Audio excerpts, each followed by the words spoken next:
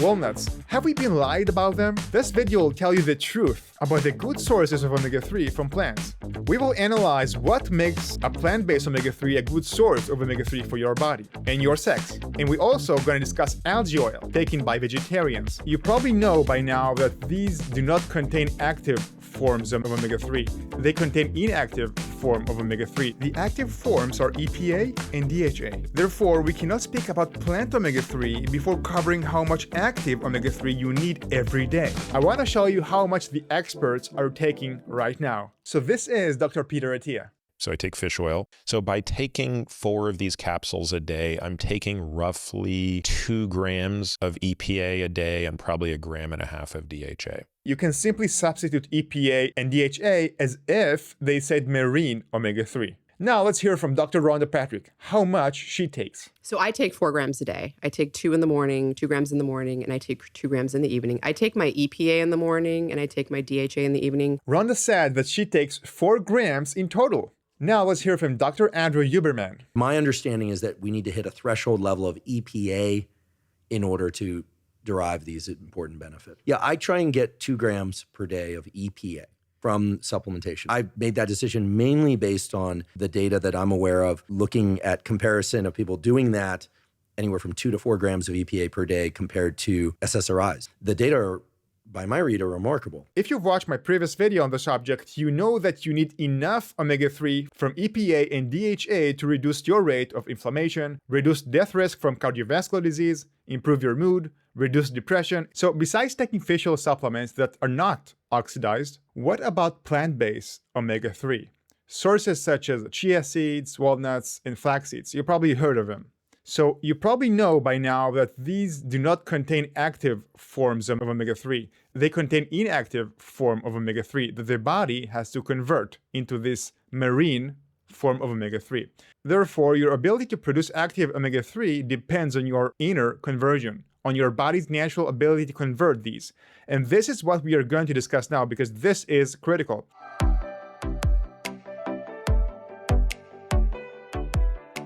So now we have 2 problems. First, your body's conversion process is a bit inefficient. All human beings are not very efficient in converting omega-3 from plants to marine omega-3. In fact, if you're a man, you're facing a significant challenge. This paper illuminates our difficult, dire situation. I'm quoting, "The sex difference in metabolism is well known. Studies in women of reproductive age showed a substantially greater 2.5-fold rate of conversion of ALA to EPA, meaning from plant-based to marine omega-3, than that measured in healthy men." So men, we are in a difficult spot here. Why is that? You may ask. Well, this difference in conversion, this lack of efficiency between men and women, is likely due to estrogen, the female hormone that helps in this enzymatic conversion. And this is not too surprising, considering the increasing and crucial need for converted, activated omega-3 in newborns. And what nature cares mostly is about our babies. If you're a female, don't celebrate yet, because during pregnancy and also during breastfeeding, the mother is going to give the child its omega-3 reserves. This omega-3 deficiency in mothers, in young mothers, is a common cause of depression.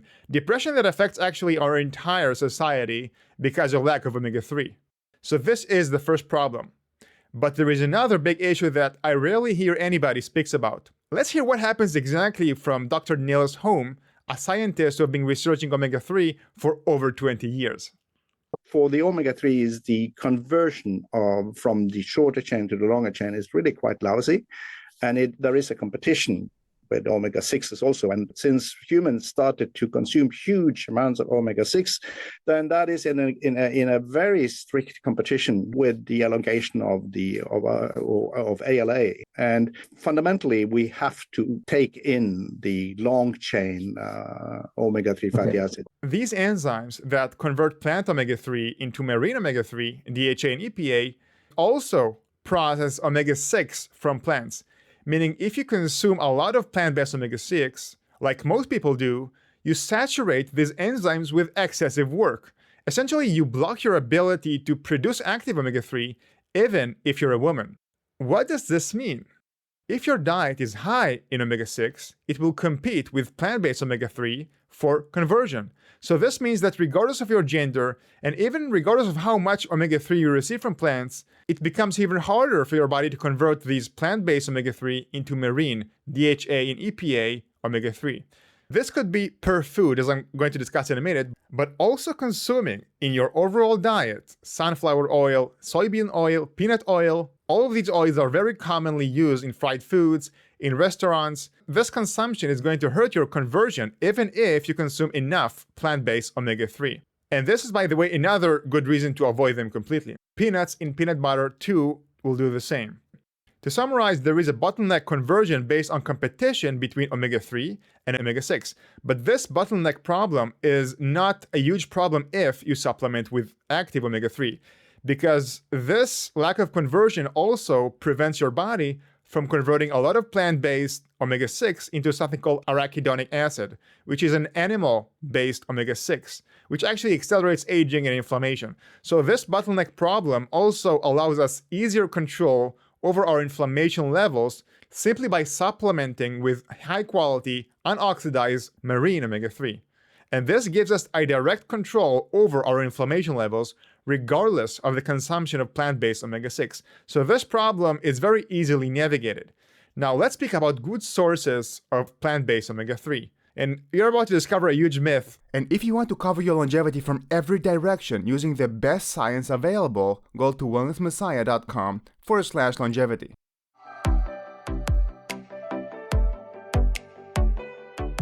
Are walnuts a good source of omega-3? What do you say? Let's take a look at walnuts. What is the fatty acid composition of walnuts? As you can see, first of all, they do contain a significant amount of plant-based omega-3. Remember, omega-6 in walnuts competes with omega-3. So it's the ratio that affects the enzyme saturation between plant-based omega-6 to omega-3s. As you can see, walnuts have 4 times omega-6 compared to omega-3. Practically, it means that you won't be able to convert a lot of omega-3s from walnuts. So surprisingly, and contrary to the common belief, walnuts are not a potent source of convertible omega-3, despite their high content. And you also can understand from here that you can have a lot of plant-based omega-3 in a food, but your body won't be able necessarily to convert it if it comes with a lot of competition from omega-6. Now, what about chia seeds?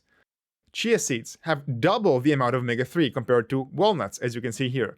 That's a good start.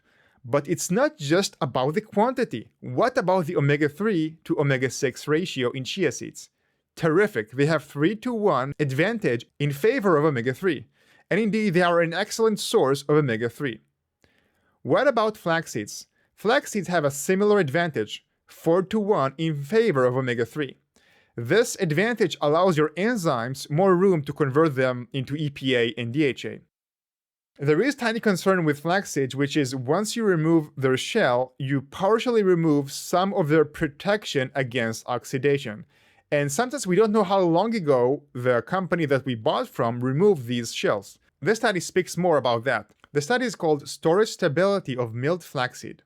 2 samples of flaxseed were milled and stored at 23 degrees Celsius, which is about room temperature, for 128 days, which is about 4 months. Samples were evaluated in different times until 128 days for chemical, sensory, and volatile indicators of quality. This is a highlight. Neither the mixed variety nor linnet samples showed a significant increase in peroxidase values of conjugated double bonds throughout the 4-month storage period. This is excellent. This means that if a company mills the flaxseed, it's going to last at least 4 months in room temperatures without getting oxidized. You're going to get fresh omega-3, which your body can convert to active omega-3. And there is another good news about flaxseed, and I believe this is also relevant to chia seeds.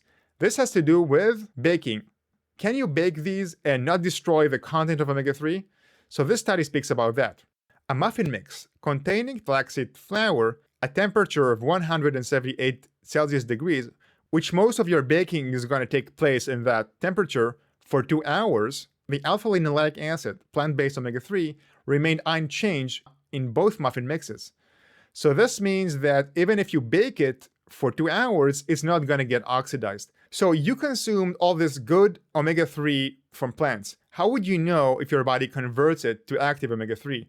The best way, and actually the only way to know, is get an omega-3 index. You should aim in that test for over 8%, ideally 12%. So if your current diet gives you these numbers, then you know that you actually convert the plant base into active omega-3. Now, what about algae oil as a source of omega-3?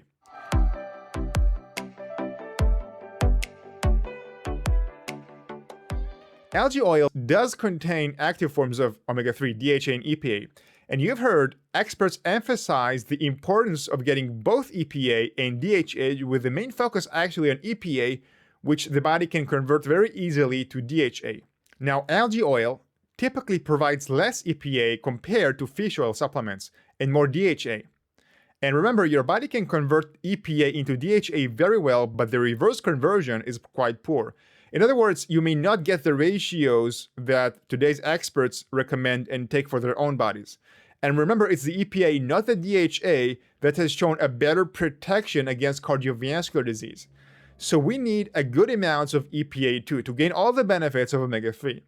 Keep this in mind if you choose algae oil over fish oil. This also means that you may need to take higher amounts of algae oil to reach your daily EPA quota or target. Of course, any DHA in EPA is better than nothing, as long as the oil isn't oxidized. Worth noting that algae oil is a bit more prone to oxidation compared to fish oil. DHA is slightly more prone to oxidation compared to EPA, and because algae is high in DHA, it means that algae oil as well is a bit more susceptible to oxidation compared to fish oil. This means that when purchasing algae oil, you should be extremely cautious about the brand that you buy, and you need to do the research that is needed. Ideally, buy from a seller that stores the supplement in a refrigerator and refrigerate the capsules immediately upon receiving your package. You can try opening one capsule, smell it, and taste again. Personally, after I compared various capsules for rancidity, I noticed that a fresh omega-3 gives my body a relaxing effect. And also, there is no tingling sensation in my throat, so maybe you can use this guideline when you buy algae oil as an omega-3 supplement.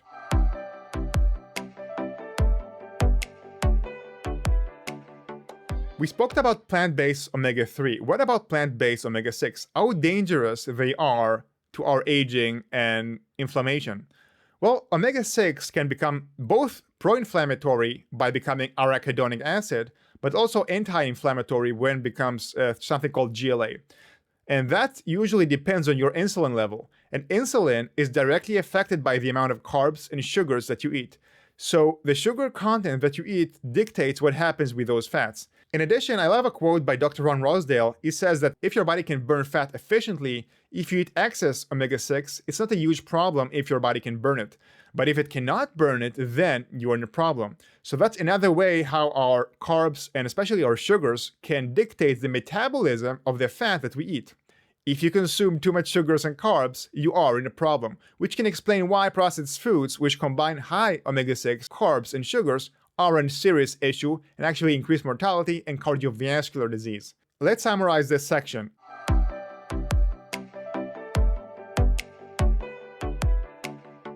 The ultimate goal is to get enough EPA and DHA, also known as marine omega-3. I also call them active omega-3. Your body converts some omega-3 from plant sources to this active form. And on average, women convert 2.5 times more than men. But this has a genetic variance which you cannot be certain about unless you get your omega-3 index tested.